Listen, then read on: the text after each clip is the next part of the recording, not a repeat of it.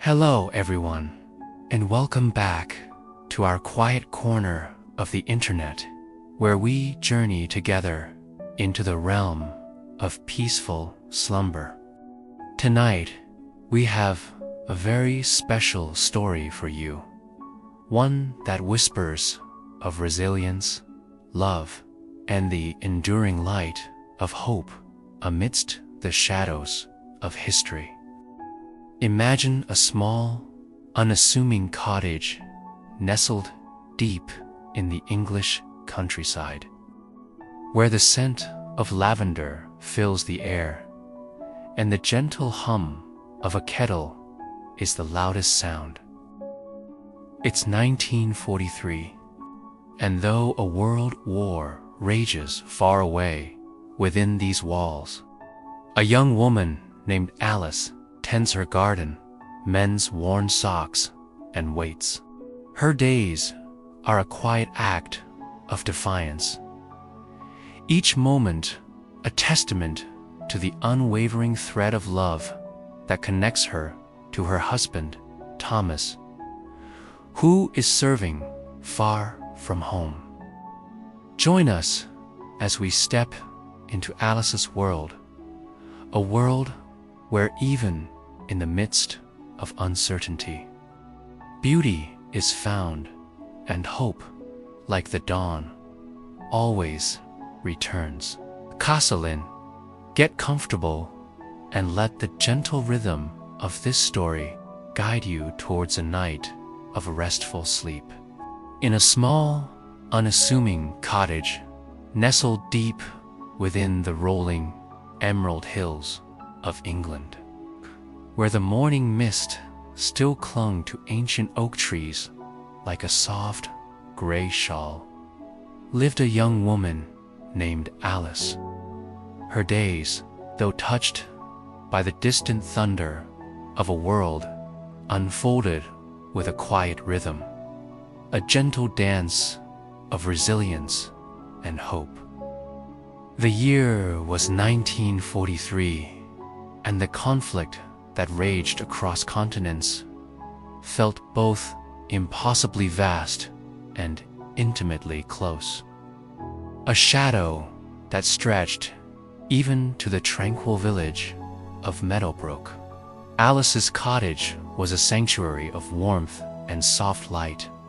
Its walls, whitewashed and adorned with faded floral wallpaper, held the scent of dried lavender and old books. A single window, its panes often beaded with dew in the early hours, looked out upon a garden that, despite the scarcity of seeds and the constant call for vigilance, still managed to bloom with defiant beauty. Here, roses of a muted blush spilled over a weathered stone wall, and the humble calendula, bright as tiny suns, nodded in the gentle breeze.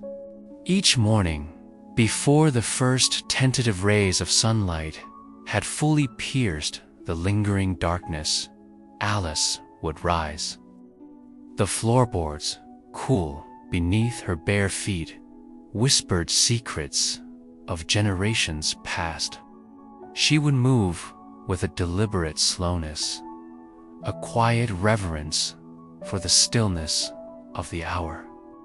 The world outside was hushed, save for the faint chirping of a robin, a hopeful melody in the pre-dawn quiet. Her first task was always the same: to light the small cast-iron stove in the kitchen. The striking of the match was a small, sharp sound, quickly swallowed by the crackle and hiss of kindling catching fire. A soft orange glow would begin to spread, chasing away the shadows, and a comforting warmth would emanate, a silent promise of the day's simple comforts. The scent of wood smoke, earthy and grounding, would fill the air, mingling with a faint aroma of yesterday's tea leaves. As the water in the kettle began its slow journey to a boil, a soft, rhythmic hum that grew steadily louder, Alice would sit at the small wooden table by the window. Her fingers, slender and accustomed to the gentle work of mending, would trace the worn grain of the tabletop. In these moments, before the demands of the day began, her thoughts would drift, as they always did, to Thomas. Thomas, her husband, was a soldier. He was far away, beyond the familiar horizons of Meadowbrook, serving in a land she had only seen in faded photographs and heard of in hushed whispers. His absence was a constant, gentle ache, a space beside her that was filled only by memory and longing. Yet, it was not a bitter ache, but one softened by the enduring warmth of their love, a love that transcended distance and danger. She would picture him, his kind eyes, the way his dark hair would fall across his forehead when he laughed, the strong, comforting presence of his hand in hers. These images were not sharp or painful, but rather like soft watercolor paintings in her mind, imbued with a deep sense of tenderness. She knew he was thinking of her, too, wherever he was, under whatever sky. The kettle's whistle, a gentle, insistent sigh, would draw her back to the present. She would prepare her tea, a simple ritual of warmth and quiet contemplation. The steaming mug, cradled in her hands, offered a small, tangible comfort. She would sip slowly, feeling the warmth spread through her, a quiet anchor in a world adrift. Outside, the first blush of dawn would begin to paint the eastern sky. Hues of soft rose, delicate lavender, and pale gold would unfurl, chasing away the deeper indigo of night. The mist would begin its slow retreat, revealing the contours of the hills, the dark silhouettes of the trees.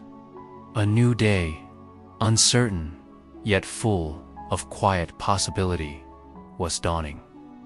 Alice knew that even in the midst of war, there was beauty to be found, if one only looked for it.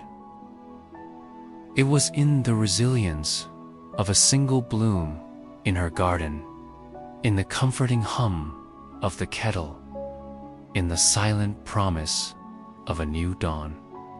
And it was, most profoundly, in the unwavering thread of love that connected her to Thomas. A thread that no distance, no conflict could ever truly sever. This quiet knowing was her strength, her solace, and her enduring hope.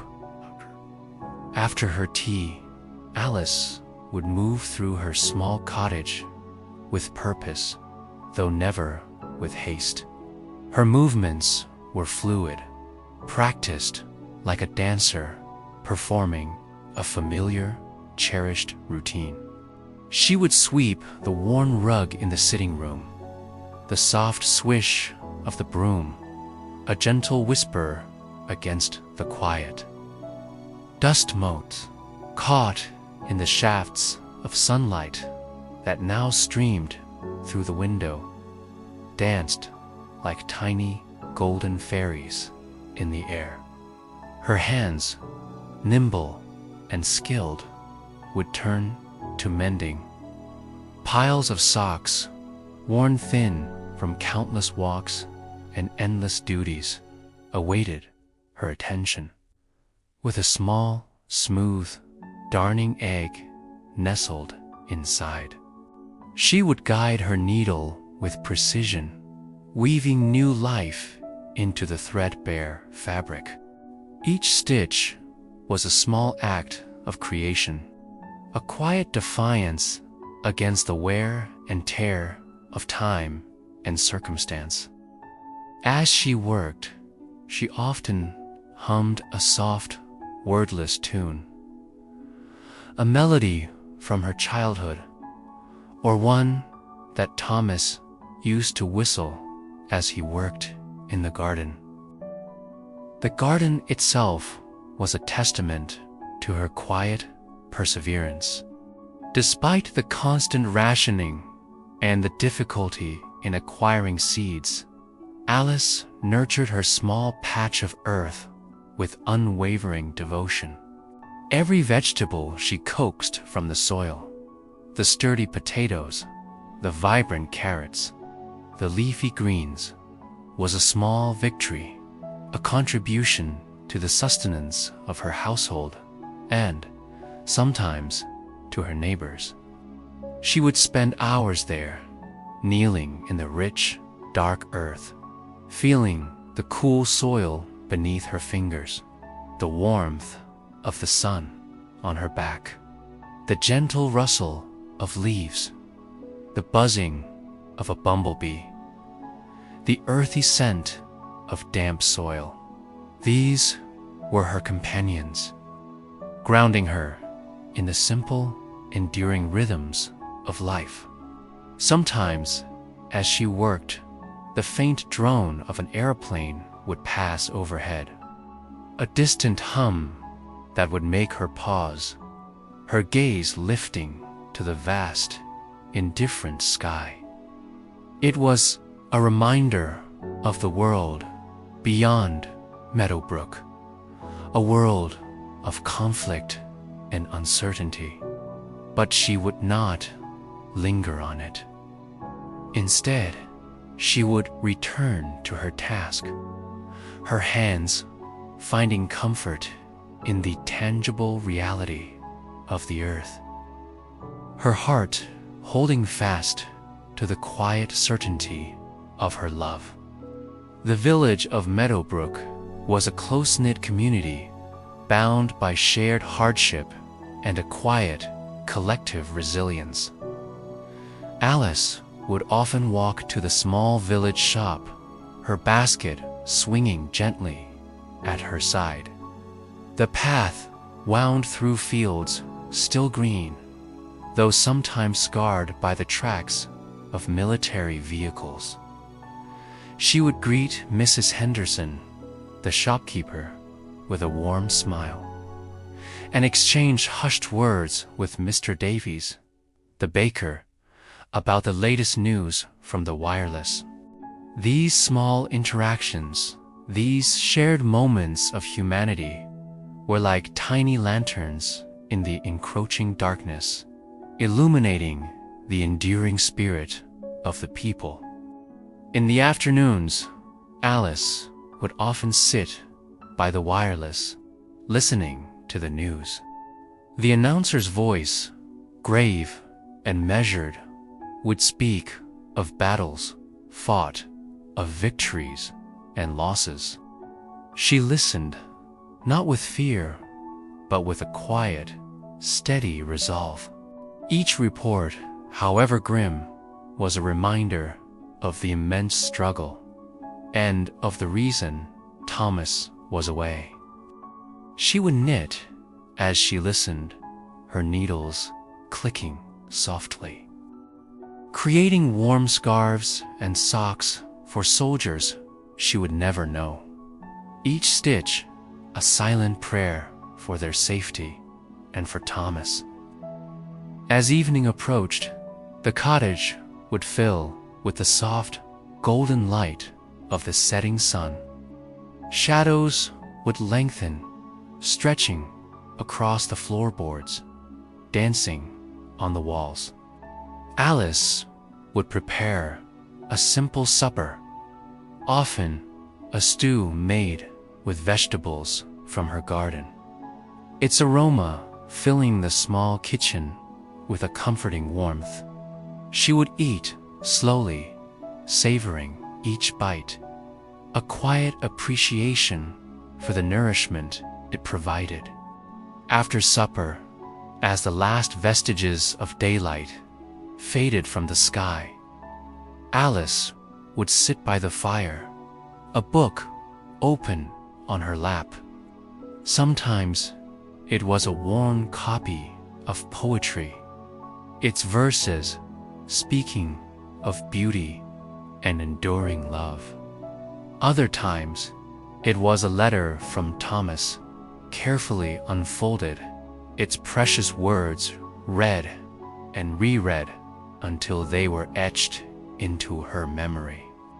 Each letter was a lifeline, a tangible connection across the miles, a whisper of his presence. His words were always filled with tenderness, with descriptions of the mundane details of his days, and with unwavering expressions of his love for her and his longing for home. She would close her eyes then and allow herself to truly feel his words, to imagine his voice speaking them. In her mind, she would build a bridge of memory and hope, spanning the vast distance between them. She would remember their last day together, the way he had held her close, his whispered promise to return. These memories were not sad, but sweet, a reservoir of strength she drew upon each day. Before she extinguished the lamp, casting the cottage into a soft, moonlit darkness, Alice would go to her bedside table. There, nestled amongst a few cherished trinkets, lay a small, smooth river stone. Thomas had given it to her on their last walk together, a simple token, but one imbued with deep meaning. He had told her it was a reminder of the enduring flow of life, of the way even the hardest obstacles could be smoothed by time and patience. She would hold it in her palm, feeling its cool, smooth surface, a tangible link to him, to their shared past, and to their hopeful future. As she lay in her bed, the silence of the night would settle around her, broken only by the gentle hoot of an owl in the distant woods. She would close her eyes, her mind filled not with the anxieties of war, but with the quiet beauty of her day, the simple acts of love and resilience, and the unwavering thread that connected her to Thomas. She would drift into sleep, a peaceful slumber, knowing that even in the darkest of times, hope, like the dawn, would always return. One blustery Tuesday, a day much like any other, a flutter of white at the postman's hand caught Alice's eye through the kitchen window. Her heart gave a small, hopeful leap. It was a letter. Not just any letter, but one with Thomas's familiar, slightly smudged handwriting on the envelope. Her hands trembled ever so slightly as she took it, the paper feeling impossibly light yet heavy with unspoken words. She retreated to the quiet sanctuary of her armchair by the window, where the light was best, and carefully broke the seal. His words flowed across the page, a gentle stream of his thoughts and experiences. He wrote of the gray skies, much like home, and the camaraderie with his fellow soldiers, a bond forged in shared purpose. He spoke of a small, wildflower he'd seen pushing through cracked pavement, a tiny burst of color that had reminded him of her garden. He didn't dwell on hardships, but rather on the small moments of beauty and humanity he found. He wrote of missing the scent of her lavender, the sound of her humming, the quiet comfort of their cottage. And always, he ended with a reaffirmation of his love, a promise woven into every syllable, a silent vow to return to her. Reading his words, Alice felt a profound sense of connection. As if he were sitting beside her, his voice a soft murmur in her ear. The world outside, with its distant conflicts, receded, leaving only the warmth of his presence, conjured by ink and paper. In the days that followed, the letter became a cherished companion. She would carry it with her as she went about her chores, sometimes pulling it out to reread a particular phrase that brought a smile to her lips or a tear to her eye. It was a tangible piece of him, a whisper of his enduring spirit. She would often write her own letters in return, filling the pages with descriptions of her garden, the antics of the village cat, the simple joys of a sunny afternoon. She poured her heart into these letters, knowing they were her way of reaching across the vast distances, of keeping their love alive and vibrant. The rhythm of the seasons continued its slow, unwavering dance, a testament to the persistence of life even amidst turmoil. Spring brought new buds to the trees and tiny shoots in her garden. Summer painted the hills with vibrant greens and golds, and the air hummed with the industrious buzz of bees. Alice found solace in these natural cycles, in the quiet assurance that life, in its essence, continued to flourish. She would often walk the winding paths through the fields, her gaze drawn to the intricate patterns of a spider's web, glistening with dew, or the delicate unfurling of a fern. These small wonders of nature were a balm to her soul, reminding her of the enduring beauty of the world. Sometimes, in the quiet of the evening, as the fire crackled softly in the hearth, Alice would take out her old gramophone. It was a treasured possession, a gift from Thomas on their first anniversary. She would carefully place a record on the turntable, and the soft, slightly crackling melody of a familiar song would fill the room. It might be a gentle waltz they had danced to, or a sentimental ballad from their courtship. The music was a portal to the past, transporting her to simpler, happier times, to moments filled with laughter and the warmth of Thomas's embrace. She would close her eyes, allowing the notes to wash over her, a soothing current that carried away the day's anxieties. Dreams, too, became a gentle landscape for her spirit. Often, Thomas would appear in them, not in the harsh uniform of war, but in his comfortable civilian clothes, tending to their garden or reading by the fire. Their conversations in these dreams were always soft, filled with quiet understanding and unspoken affection. There was no urgency, no fear, only the comforting presence of his hand in hers, the warmth of his smile. She would wake from these dreams feeling refreshed, a renewed sense of peace settling over her, as if she had truly spent time with him. These were not dreams of escape, but dreams of connection, of the enduring bond that transcended even the boundaries of sleep. Alice also found a quiet purpose in contributing to the wider community effort.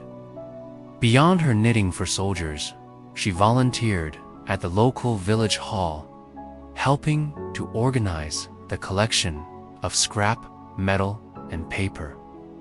It was arduous work, often dirty and tiring, but she approached it with the same quiet determination she applied to her garden. Each piece of salvaged metal, each bundle of old newspapers, was a small but significant act, a way to support the larger cause. She worked alongside her neighbors, a silent understanding passing between them, a shared commitment to their collective future.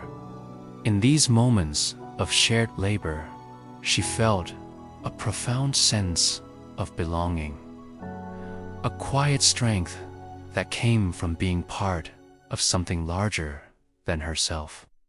As the months turned, bringing with them the chill of autumn and the promise of winter, the war continued its relentless march. The news from the wireless remained a mix of hope and grim reality. Yet Alice's spirit remained steadfast. She understood that hope was not a passive waiting, but an active cultivation. It was in the tending of her garden, in the mending of worn fabric, in the writing of her letters, in the quiet melodies of her gramophone, and in the shared resilience of her community. Each night, as the moon cast its soft glow upon the sleeping village, Alice would perform her final ritual. She would stand by the window, looking out at the familiar landscape, now bathed in silver light. The hills, the trees, the distant church spire, all were silent witnesses to the passage of time, to the enduring strength of the land. She would think of Thomas, wherever he was, under that same vast, starry sky. She would send him her love, a silent message carried on the night air, a beacon of unwavering hope. Then she would climb into her bed, the smooth riverstone nestled in her hand, a tangible reminder of their shared past and the future that awaited them. And as sleep gently claimed her, she rested in the quiet certainty that love, like the dawn, would always find its way home.